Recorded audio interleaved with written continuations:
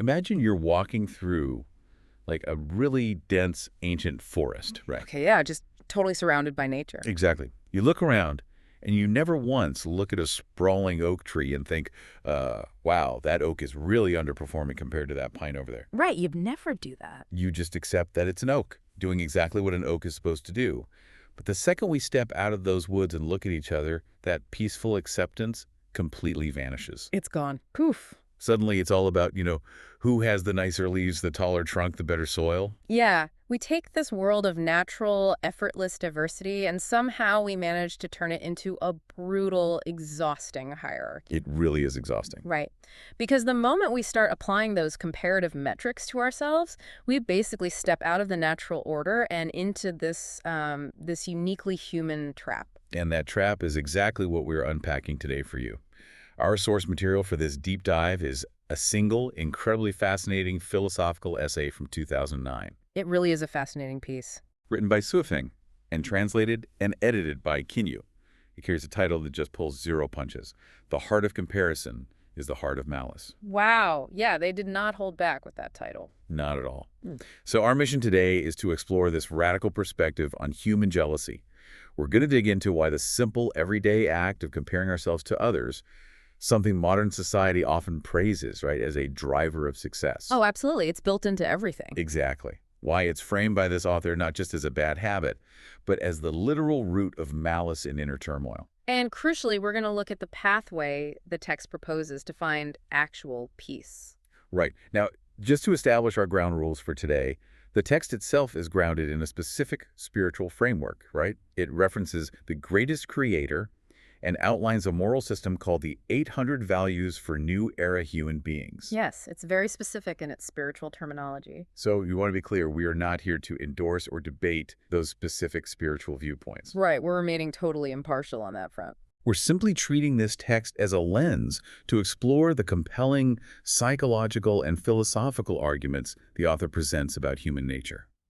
Okay, let's unpack this, starting with that baseline of the natural world we just talked about. Right, because the author uses nature as the ultimate standard for harmony, specifically because it's entirely devoid of this comparative anxiety. When we observe other life forms, they just never engage in comparison. Never. The text uses these very vivid, specific pairings to make the point, like the humble ecnatherum. Wait, ecnatherum? What is that? Oh, it's a type of wild grass. So this wild grass doesn't spend its energy comparing itself to the sensitive mimosa plant. Right, and orchids don't compete with peonies. Exactly. Bamboo ignores the cedar, and grapes do not envy peaches. I love that. And it extends into the animal kingdom as well. Sparrows aren't looking up at wild geese and feeling inadequate about their migration patterns, Right, they're just being sparrows. Antelopes don't measure themselves against zebras. Field mice aren't intimidated by elephants. And bees aren't vying for the same kind of status as butterflies. The author argues that this total lack of comparison is the exact mechanism that makes the natural world rich, diverse, and beautiful. Which makes perfect sense when you think about utility. I mean, in nature, things are judged by their distinct utility. Comparing an orchid to a peony is like comparing a bicycle to a toaster. A bicycle to a toaster, yeah. It makes absolutely no sense because they serve completely different purposes. You wouldn't be mad at your bicycle for not making toast. Right, you'd be crazy to expect that. What's fascinating here is how the author identifies the specific cognitive failure of humans. Okay, break that down for us. Well, we disrupt this natural diversity because we abstract our value. Like, an elephant doesn't need to be a field mouse to have value because its existence is its value. Right, it's just this. But humans take lateral differences, different skills, different paths, different lives, and we force them into a vertical ranking system. So we look at the toaster and the bicycle, and we invent an arbitrary scale to decide which one is winning. Exactly. We look at someone else's entirely different life path and interpret their existence as a direct threat to our own self-worth. Wow. Okay, so if comparing ourselves to others is uniquely human, and it actively destroys that natural harmony, where does the author actually place this in the grand scheme of morality? This brings us to the structure the author uses, specifically the 82nd value of those 800 values for new era human beings. Because the title uses the word malice, right? Which suggests we aren't just talking about a minor personality quirk here. Not at all. In this philosophical framework, there's a rigid taxonomy of human nature, 108 aspects of good and 108 aspects of evil. Okay, and where does comparison fall? Comparing oneself to others is explicitly classified as one of those 108 forms of evil. Wait, really?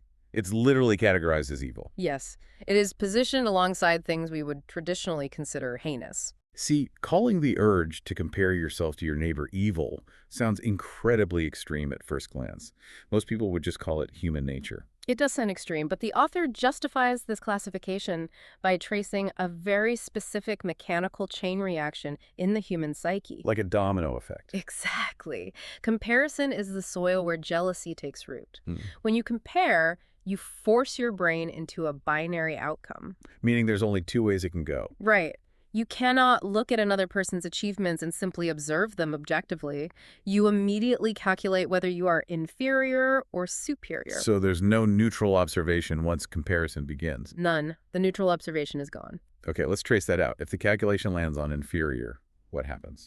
If you feel inferior, it breeds shame. And that shame mutates into envy, regret, pain, and eventually a deep-seated resentment toward the person who simply exists. Man, that's heavy. And what if the calculation lands on superior? Well, then it breeds arrogance, insincerity, conflict, and the psychological urge to suppress others just to maintain your high ground. Just to keep feeling like you're winning. Exactly.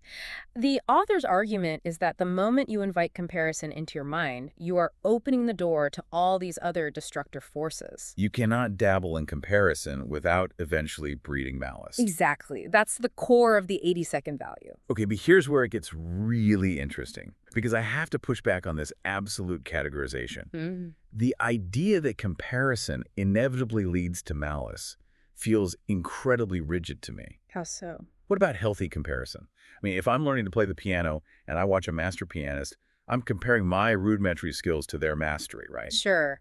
That comparison gives me a metric for self-improvement. Or think about friendly competition in sports or looking up to a mentor. Doesn't measuring ourselves against others sometimes provide the exact friction we need to grow? It's a great point, but the text rejects the concept of healthy comparison entirely. Entirely. Even the piano example. Entirely. If we anchor strictly to the author's logic, the heart of comparison inevitably leads to what they describe as trouble from nothing and disasters within. Trouble from nothing. That's a great phrase. But why wouldn't the piano example be healthy?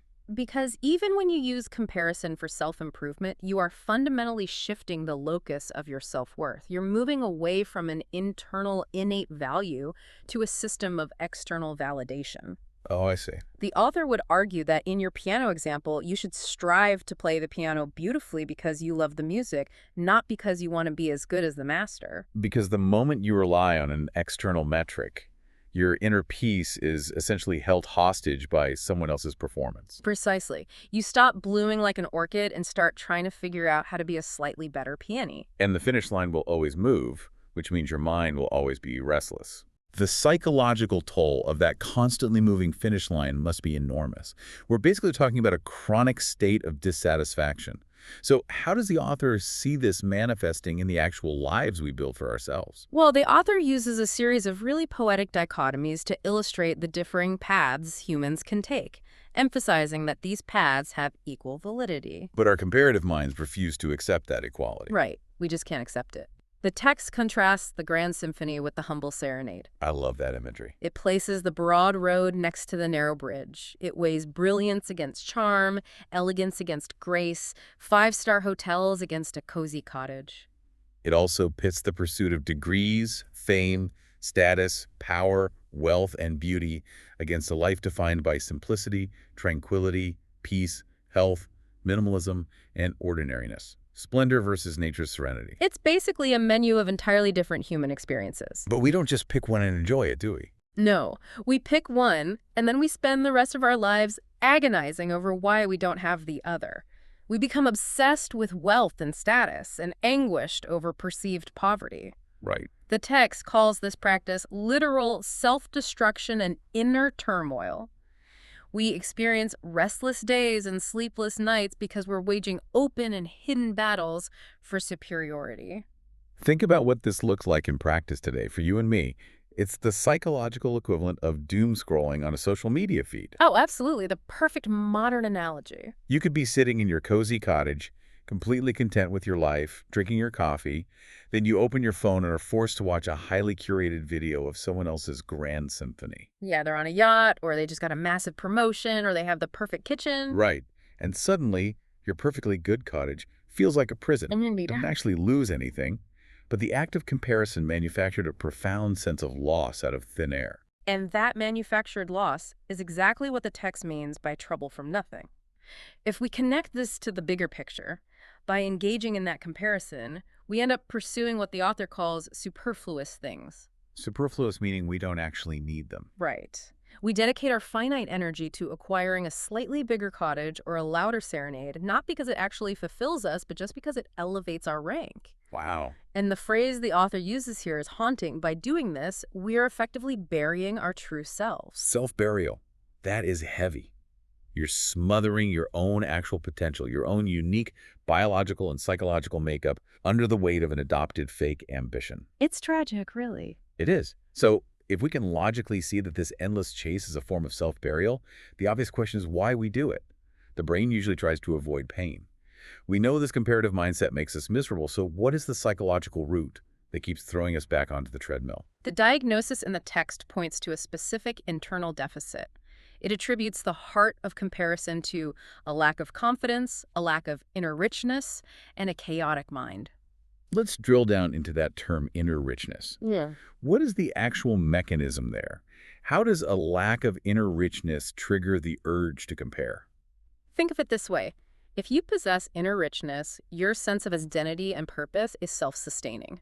You know exactly what you are, whether that's the grass, the willow, or the apricot tree. Okay. Because your internal foundation is solid, you don't need to look outside to confirm you exist or have value. But if your internal world is chaotic or empty-like, a lack of inner richness, you literally don't know who you are. Yes. So your brain desperately seeks an external measuring stick. You use other people as mirrors to construct a makeshift identity. Ah, I see. If I am richer than my neighbor, I must be successful. If I am prettier than my coworker, I must be valuable. Comparison is just a symptom of an identity vacuum. Exactly. It's a symptom. Which means we're essentially using other people to medicate our own emptiness. And the text points out that this doesn't happen in a vacuum. There is massive collateral damage. Oh, massive. This isn't just an internal struggle that only gives you a stomachache.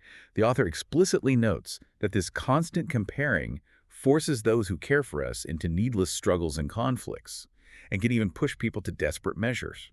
This is where the profound empathy of the essay really shines through. It's warning us about our responsibilities to the people around us. Right. Pursuing these unhealthy comparative desires doesn't just bring sleepless nights to the individual, it actively endangers their loved ones. I think about families caught in this trap all the time. Someone might be driven by their own deep-seated insecurity to achieve that five-star hotel lifestyle. Yeah, so they take on massive debt, they work 80 hours a week, they're constantly stressed and short-tempered. And their family, their partner, their kids might just want to share a peaceful, simple life in a cozy cottage.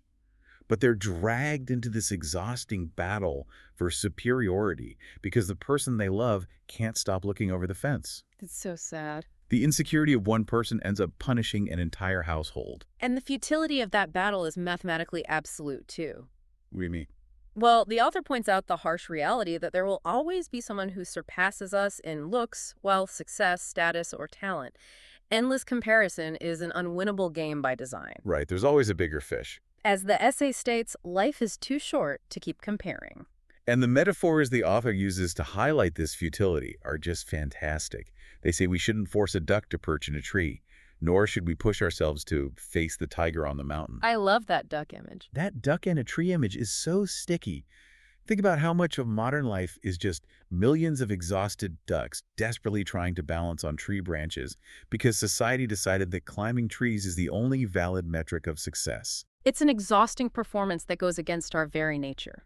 And when you force a duck into a tree, the stress and inevitable failure radiate outward, hurting the people who love the duck just as it is. It's a tragedy of wasted energy. Completely wasted.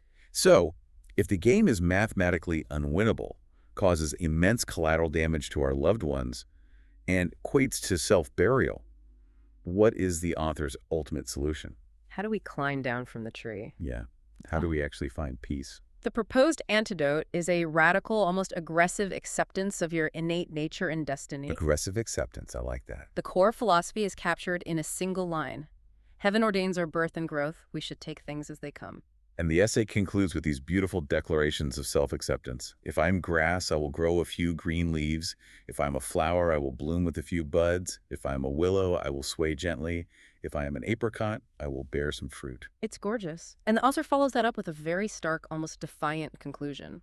Why create troubles by comparing? Let the foolish and ignorant continue to compare. Wow. Let the foolish compare. Yes, by completely dropping the act of measurement and just following your own specific path, you achieve this ultimate reward.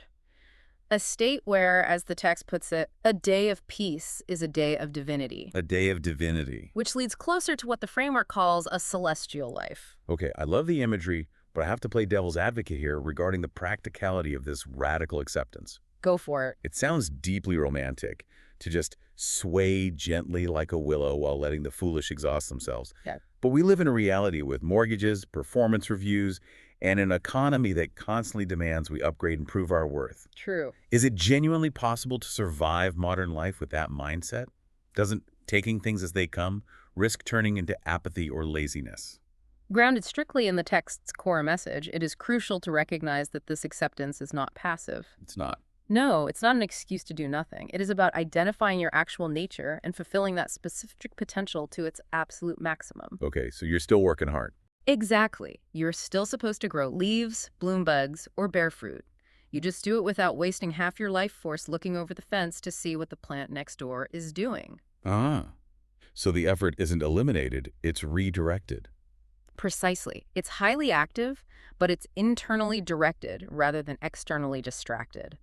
The energy you used to spend agonizing over why you aren't producing willow branches is now poured entirely into being the healthiest, most abundant apricot tree possible. That makes a lot of sense.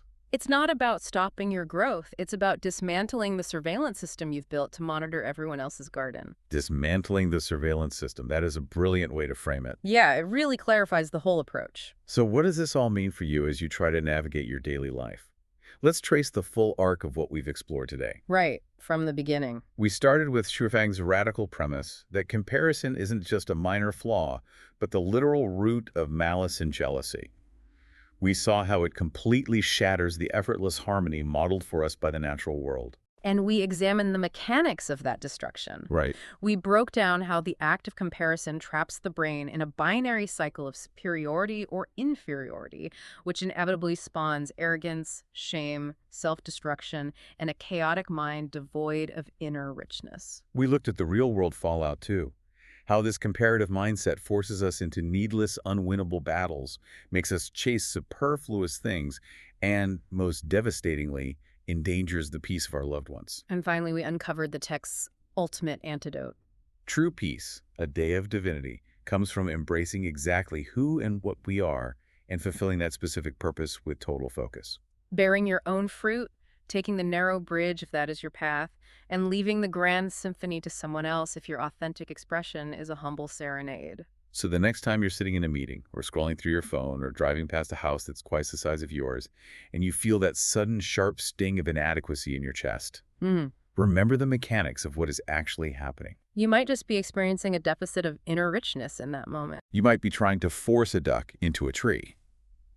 And you are almost certainly volunteering to bury your true self under the crushing weight of someone else's metrics. Just catching yourself in the act of comparison gives you the power to step off the battlefield. It allows you to return to your own garden and tend to your own roots. But before we go, I want to leave you with one final unaddressed thought. Oh, I love these. Something for you to mull over that builds on this entire philosophical framework. The author argues so beautifully and convincingly for total peace and non-comparison. We can all see the personal psychological benefit of just blooming where we are planted. Absolutely. But if you zoom out and look at the whole of human history, it makes you wonder. Wonder what? If all of humanity had entirely stopped comparing ourselves to one another thousands of years ago, if we completely eradicated that tension, that jealousy, that desperate urge to outdo our neighbors, would human progress, innovation, and art have flourished in entirely new, authentic ways?